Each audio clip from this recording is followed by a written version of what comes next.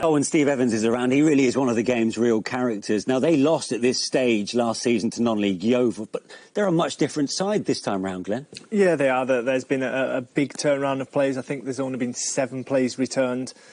He's taken them from 22nd to 2nd in division. But one thing that he will be telling his players this afternoon is that he needs to match Kings Lynn's fight. That's first and foremost. You need to win your individual battles because this is set up for a shock. Yeah, because Kings Lynn dispatched Doncaster in the previous round with more to spare. They could have won that game by more than just 1-0.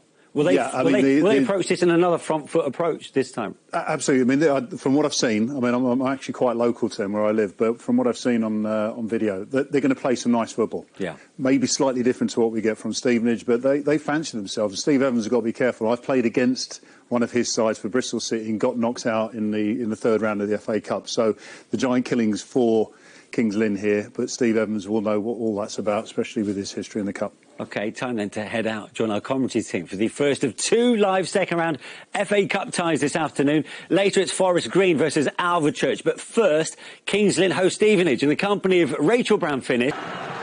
Well, Kings Lynn make 2 changes to the side that started an FA Trophy defeat on penalties here last Saturday. Tyler Denton returns at left-back against his former club, and manager's son Theo Widrington plays in midfield after a 2-game absence. Gold Omateo got the winner as a sub at Doncaster in the last round and is the only change from the 11 that started that game.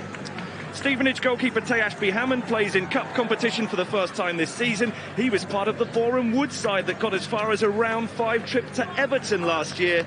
Jordan Roberts scored and was later sent off in round 1 at Gateshead. Like Arthur Reed and Jamie Reed, he's an addition from the most recent league game, a 1-1 draw. Well, that will be a Stevenage throw, which will be taken by Max Clark. I certainly didn't think I would need my sunglasses today for this particular round of the FA Cup, but it's a beautiful day here in Kings Lynn.